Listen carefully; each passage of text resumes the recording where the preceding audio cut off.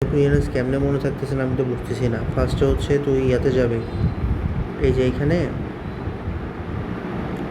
রিয়ারেঞ্জে দেখ অর্থসহ গল্প আকারে দেওয়া আছে, এটাতে ঢুকবি। ঠিক আছে, ঢুকলে তোর আমি ফার্স্টে এটা পড়বো, লাইন বাই লাইন সুন্দর করে একদম দাগায় দাগায় পড়বো যে Napoleon the king of France was great hero. তাহলে ফ্রান্সের রাজা নেপোলিয়ন ছিল একজন মহার বীর। আচ্ছা, পুরোটা আমি বুঝলাম। প্রথমে he won many battles and conquered many countries of Europe. তিনি অনেক যুদ্ধে লাভ করেন এবং ইউরোপের অনেক দেশ জয় করেন। আচ্ছা, তাহলে ব্যাটল কনকার দ্বিতীয় লাইনে ছিল। এরপরে one day he was walking along the sea শোর। তো একদিন সে সমুদ্রের তীরে হাঁটতেছিল। আচ্ছা, তাহলে সে অনেক বড় বীর, অনেক যুদ্ধে জয়লাভ করছে। কেমন মনে রাখবো? যে ব্যাটল আছে, তাহলে মনে রাখবো যুদ্ধ। এরপর সে রাস্তায় হাঁটতেছিল, ওয়াকিং মনে থাকলো। হঠাৎ তিনি একটি চমৎকার জিনিস লক্ষ্য করলেন। তাহলে কি হয়েছে? সাডেনলি দিয়ে আমি মনে রাখবো যে হঠাৎ করে সে চমৎকার জিনিস দেখতে পাইছে। An English boy was making a small boat. একজন ইংরেজ বালক কী করতেছিল? নৌকা তৈরি করতেছিল। তাহলে সাডেনলি সে হঠাৎ দেখলো, কি দেখলো? ইংলিশ বয়রে দেখলো। ঠিক আছে, তারপর হচ্ছে the boy was brought before him. তাহলে বালকটিকে তার সামনে আনা হলো। তাহলে এই যে সামনে আনা হলো, বিফোর হিম দিয়ে সামনে আনা হলো, মনে রাখলাম। তারপরে হচ্ছে the king asked him why he was making such a small boat.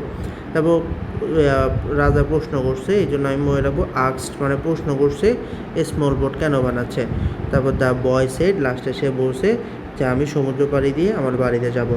এই গল্পটা মূলত কি? প্রথমে বলছে একজন রাজার কথা, সে অনেক বড় হিরো। তারপর বলছে সে অনেক যুদ্ধে জিতছে। তারপর বলছে সে সমুদ্রের পাশে হাঁটতেছিল, সাডেনলি সুন্দর জিনিস দেখছে।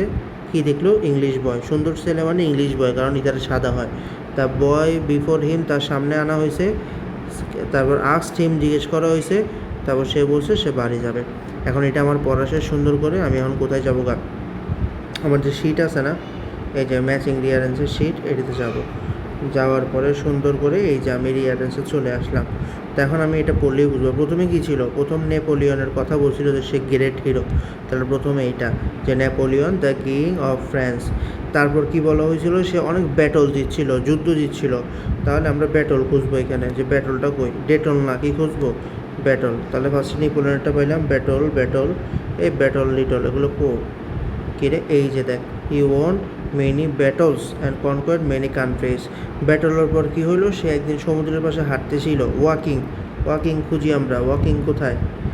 এই যে দেখ, কিং, আচ্ছা সরি এইটা না, ওয়াকিং ছিল।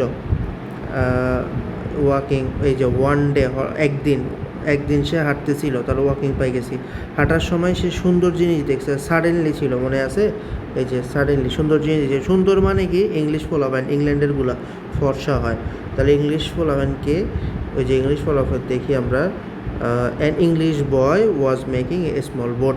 তা দেখার পর তার সামনে নিয়ে আসা হয়েছিল, মনে আছে? তাহলে before him, the boy was before him. আনার পরে সে একটা কোয়েশ্চেন করছিল, এই জন্য বলছিলাম আস্কড মনে রাখবো। তাহলে এ নাম্বারটা হবে। তারপর লাস্টে আর একটাই বাকি থাকে, এই নাম্বারটা যে কোয়েশ্চেন আনসার দিছে। এভাবে করে পড়লে দেখ কয় মিনিট লাগছে? 3.34 লাগছে, মানে 3 মিনিটও লাগছে। আমি তোর বুঝে বলার পরেও তোর তো আরও তাড়াতাড়ি শেষ হয়ে যাবে। ইনশাল্লাহ এভাবে প্র্যাকটিস করে ইনশাল্লাহ পারবে। ওগুলো তো কাটা নাম্বার।